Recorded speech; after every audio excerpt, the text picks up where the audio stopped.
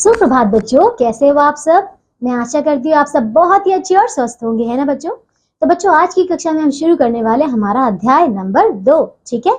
और इसका नाम है नादान दोस्त, ठीक है बच्चों। तो चलिए पढ़ते हैं हमारा ये नया अध्याय।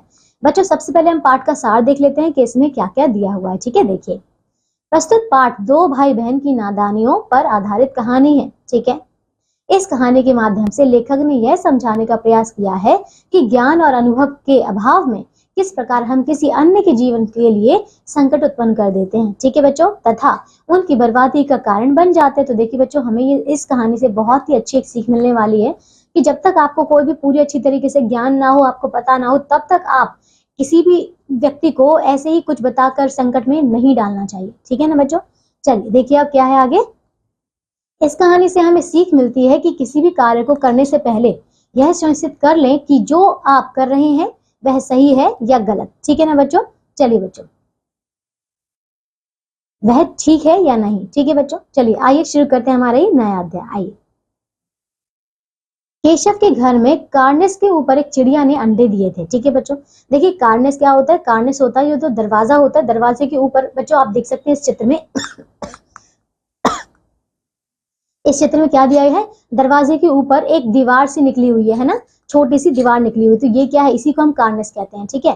तो इसके ऊपर चिड़िया ने अंडे दिए हुए थे, ठीक है। अब देखिए, केशव और उसकी बहन श्यामा दोनों बड़े ध्यान से चिड़िया को वहां आते जाते देखा करते थे, ठीक है ना बच्चों। देखिए अब आगे।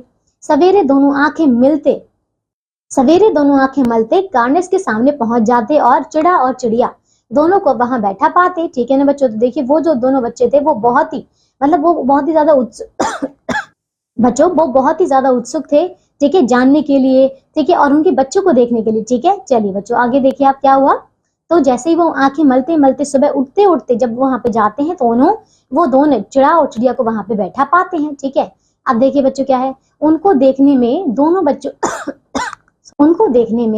बच्चों को ना मालूम क्या मजा मिलता, ठीक है ना बच्चों। चलिए, तो इस कहानी में हम यही देखेंगे, ये दोनों जो बच्चे हैं वो चिड़ा और चिड़िया की किस प्रकार से देखभाल करना चाहते हैं, ठीक है, और वो क्या करते हैं, ठीक है। देखिए बच्चों अब आगे। दूध और जलेबी की सुध भी ना रहती थी, ठीक है। एंड दोनों के दिल में तरह तरह के सवाल उठते। अंडे कितने बड़े होंगे, बच्चे किस रंग के होंगे, बच्चों के पर कैसे निकलते हैं, ठीक है, फिर घोंसला कैसा है। तो बच्चों ये सारे जो प्रश्न हैं वो उन दोनों के मन में उठ रहे थे, ठीक है। अब देखिए, लेकिन इन बातों का जवाब देने वाला कोई नहीं था, ठीक है। ना अम्मा को घर के काम धंधों से फुर्सत थी और ना बाबूजी को ऑफिस के काम से, ठीक है। तो दोनों बच्चे ऑफिस में ही सवाल जवाब करके अपने दिल को तसल्ली दे दिया करते थे, ठीक है बच्चों। तसल्ली का अर्थ क्या होता है बच्चों, तसल्ली का अर्थ होता है दिलासा, ठीक है। तो एक दूसरे से बात करके, पूछ के, अपने सवाल का जवाब देकर ऐसे ही वो तसल्ली कर लिया करते थे, ठीक है। श्यामा कहती, क्यों भैया, बच्चे निकल कर फुर से उड़ जाएंगे, ठीक है बच्चों। देखिए उन दोनों के जो है अलग अलग प्रश्न होते थे, ठीक है। अब देखिए, केशव विद्वानु जैसे गर्व से कहता, नहीं री पगली, पहले पर निकलेंगे, ठीक है ना। देखिए उस बच्चे को भी ज्यादा कुछ पता नहीं था, पर फिर भी वो क्योंकि बड़ा था अपनी बहन से, इसीलिए वो उसका जवाब दे देता था, ठीक है। देखिए बिना परों के बेचारी कैसे उड़ेंगे, ठीक है। श्यामा बच्चों को क्या खिलाएगी बेचारी। तो देखिए बच्चों क्या कहते हैं यहाँ पे, देखिए वो कहते हैं कि बिना परों के, ठीक है, वो बच्चा क्या कहता है कि बिना परों के वो कैसे उड़ेंगे, पहले पर तो निकलने चाहिए उनके, ठीक है। अब देखिए वो कहती है कि बच्चों को क्या खिलाएगी बेचारी, है ना, ये वो चिड़िया के बारे में बात करती है, ठीक है बच्चों। देखिए अब, तो केशव इस पेचीदा सवाल का जवाब कुछ ना दे सकता था, ठीक है। इस तरह 3-4 दिन गुजर गए, ठीक है। दोनों बच्चों की जिज्ञासा दिन प्रतिदिन बढ़ती जा रही थी, ठीक है। अंडों को देखने के लिए वे अधीर हो उठते थे। अधीर यानी कि आप कह सकते हैं बच्चों क्या, कि बहुत ही ज्यादा बेचैन हो जाते थे, ठीक है। अब देखिए बच्चों, फिर उन्होंने अनुमान लगाया कि अब जरूर बच्चे निकल आए होंगे, ठीक है। बच्चों के दाने का सवाल अब उनके सामने आ खड़ा हुआ, ठीक है। मतलब बच्चों वो ना, इस आप कह सकते हैं वो चिंता में थे कि उन बच्चों को, जब वो बच्चे निकल आए होंगे तो उनको वो क्या खाएंगे, ठीक है। चिड़िया बेचारी इतना कहाँ से लाएगी कि सारे बच्चों का पेट भरे, ठीक है। गरीब बच्चे भूख के मारे चू चू करके मर जाएंगे, ठीक है ना बच्चों। देखिए वो बहुत ही ज्यादा चिंतित भी थे, ठीक है। अब देखिए, तो इस मुसीबत का अंदाजा करके इस मुसीबत का अंदाजा करके दोनों घबरा उठे, ठीक है। दोनों ने फैसला किया कि कार्निस पर थोड़ा सा दाना रख दिया जाए, ठीक है। फिर श्यामा खुश होकर बोली, तब तो चिड़िया को दाने के लिए कहीं उड़ना ना जाना पड़ेगा, ठीक है ना।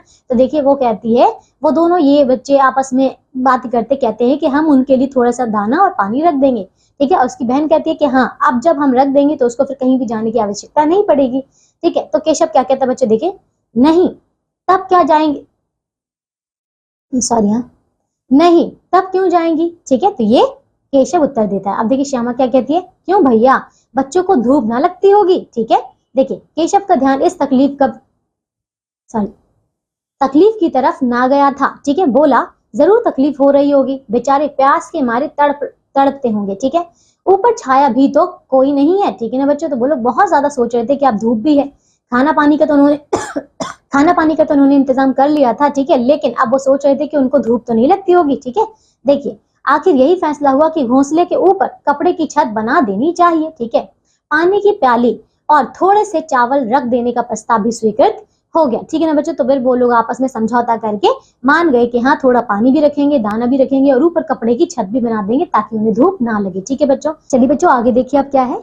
दोनों बच्चे बड़े चाव से काम करने लगे, ठीक है। श्यामा माँ से आंख बचाकर मटके से चावल निकाल लाई। केशव ने पत्थर की प्याली का तेल चुपके से जमीन पर गिरा दिया और उससे खूब साफ करके उसमें पानी भर दिया, ठीक है ना बच्चों। देखिए दोनों बच्चे बड़ी मेहनत कर रहे थे उन चिड़ियों के बच्चों के लिए, उन चिड़ियों के लिए खाना पानी देने के लिए, ठीक है। अब देखिए, अब चांदनी के लिए कपड़ा कहाँ से आए, ठीक है। फिर ऊपर बगैर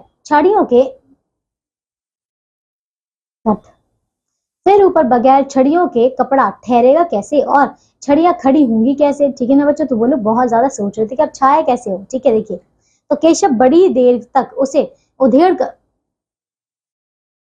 दोबारा केशव बड़ी देर तक इसी उधेड़बन में रहा, ठीक है। अब देखिए आखिरकार उसने यह मुश्किल भी हल कर दी, ठीक है। श्यामा से बोला, जाकर कूड़ा फेंकने वाली टोकरी उठा लाओ, ठीक है। अम्मा जी को मत दिखाना, ठीक है ना बच्चों। तो वो कुछ ना कुछ इंतजाम करते हैं। अब देखिए तो श्यामा कहती है कि यह तो बीच से फटी हुई है, उसमें धूप से केशव ने झुंझलाकर कहा, देखिए क्या कहा, तुम टोकरी तो लाओ, मैं उसका सुराग बंद करने की कोई हिकमत निकालूंगा, ठीक है ना बच्चों। देखिए अब तो श्यामा दौड़कर टोकरी उठा लाई, ठीक है। केशव ने उसके सुराख में थोड़ा सा कागज ठूस दिया और अब टोकरी को एक टहनी से टिका कर बोला, क्या बोला, देखिए, देख ऐसे ही घोंसले पर उसकी आड़ कर दूंगा, ठीक है। तब कैसे धूप आएगी, ठीक है। तो वो कहता है कि तब कैसे धूप जाएगी, ठीक है। श्यामा ने दिल में सोचा, भैया कितने चालाक हैं, ठीक है ना बच्चों। देखिए तो वो आपस में ही बहुत सुझाव ऐसे कर रहे थे और अपने एक दूसरे को अपने सुझाव दे रहे थे कि ऐसा करते हैं वैसा करते हैं, ठीक है। देखिए बच्चों ये चित्र देखिए इसमें क्या है, ठीक है। ये कुछ वैसा ही दिया हुआ है।